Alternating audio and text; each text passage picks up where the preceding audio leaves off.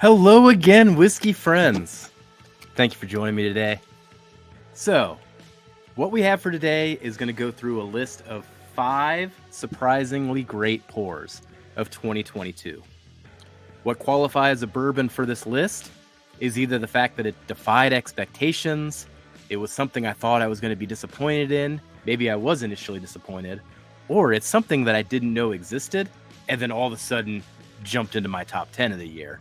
So we're just going to focus on surprising pours of 2022, and hopefully these are some things that you can get your hands on in the near future or keep an eye on in 2023. Thanks for joining, everybody. Let's kick off the show.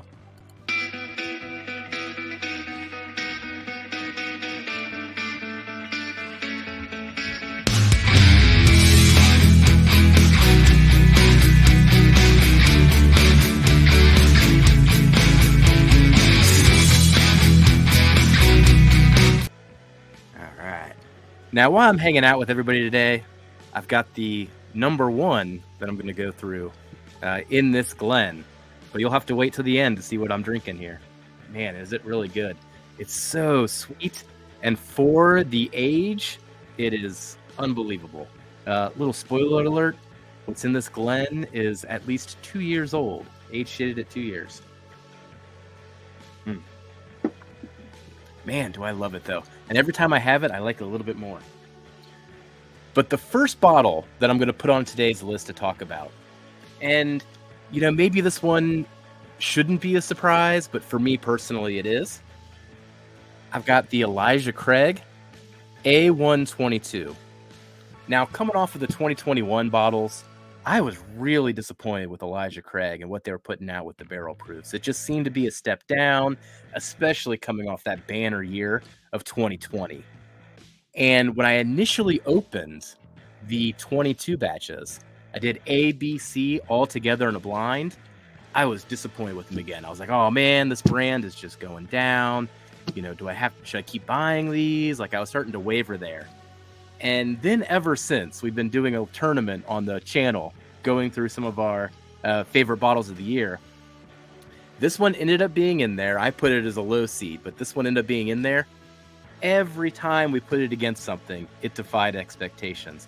It got to the point where we were comparing it to Lucky 7 and the 14 year, and they were going toe-to-toe with each other.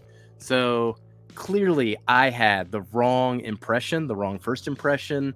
Went into the year probably with a chip on my shoulder from last year, but Elijah Craig Barrel Proof did come back in some big ways in 2022. All right, the next bottle on the list, I'm going to go with Starlight. Now, I'm going to highlight this particular Starlight because this is one of my favorite pours of the year, and it is something on paper that I didn't think I would like. When I bought it, I thought I was just gambling, and I have adored every sip of this since. But this one here is bourbon whiskey finished in Scotch whiskey barrels. So Starlight does a whole bunch of good finishes. And typically, the sherries, the ports, things that I know I love. Finished in Scotch barrels, though, I've had some Scotch finished things before, and they came across as Band-Aids to me. I wasn't too into it. But this one is lovely. So, big shout out Sunday evening Scotch for this one, because it is a beautiful pick. And if I see any more of these finished in Scotch whiskeys, I'm going to gamble on them again, because I'm going to miss this one when it's gone. So I'm hoping somebody else picked a really good one too. But in general, though, I would even say Starlight is a brand that surprised me in 2022. Similar to the Elijah Craig, I had some Starlights back in 2021 that I wasn't too keen on, and I kind of just dismissed the brand a little bit. But gosh, so many of our local groups and Whiskey 2 groups and Instagram, like all these people doing picks at Starlight, man, did they turn around my expectations. I've got a whole shelf of Starlight now, and they're all really, really good. All right, number 3. This one I actually didn't even know existed an hour before I picked it up at the store, and it is in my top 10 of the year. And it's the Bardstown collaboration with Goose Island. So it's finished in stout barrels. And it is a 10-year Kentucky, I believe. It might be a 12-year now that I'm saying it out loud. 12-year Kentucky bourbon finished in stout barrels. This is a trend that I hope continues in 2023. I've now had a few light whiskeys. We had the Founders coming out of Bardstown, and now we got the Goose Island coming out of Bardstown that are finished in these stout barrels, and it is utterly delicious. I just love the sweetness on it, the stout, the smooth snout it gives on the finish too. Oh man, one of my favorite pours of the year. This was a Chicago area only release. I just happened to be in Chicago at Thanksgiving. Got a tip from whiskey friend Tim Evans, who was like, "Hey, did you hear about this? Because they just released." And I was, found an excuse to leave my family, go and pick this up. And man, do I not regret that. I just right place, right time, hoping to get a backup of this one. This is another one. I'm going to be sad to see when it goes, but I hope this starts a trend with stout finishing because it's beautiful. It's a beautiful whiskey. All right. Number 4. Penelope Architect. And this one here that I got in my hands is Build 3.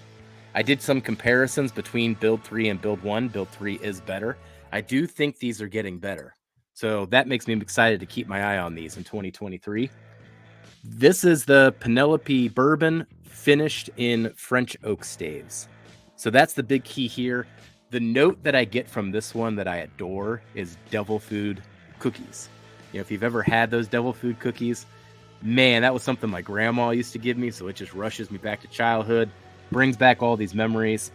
But this is one of the better French oak finish products I came by in 2022 as well. And I will continue to buy these into the future here. This will be a staple on my shelf, and it'll probably be the main staple from Penelope. I've got a few of the toasted, I got a few of the cast strengths, but I actually think this is the one that I'll keep around almost indefinitely. All right. Final one for the list today, and that is what is in my Golden Glend here from Marty. Cheers, Marty.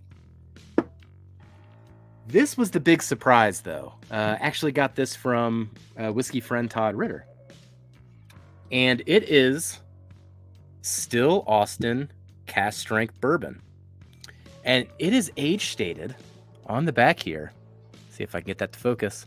Woo! Dangerous. Age 2 years. 2 years. And it tastes it's a beautiful, beautiful whiskey. Good job, Nancy Fraley, on this one. I mean, I would never have suspected the age as we go through this. But what I love the most about it is just the sweet flavors that it gives. I'm going to give it a little taste here. We can go through some tasting notes too, of course.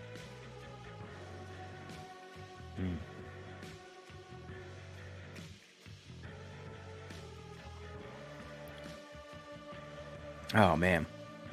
Yeah, there's this nice tobacco and espresso, and it's even got like the sweet cream. Like if you go to Starbucks and get your Americano with some sweet cream in there, that vanilla sweet cream, I get that note as well.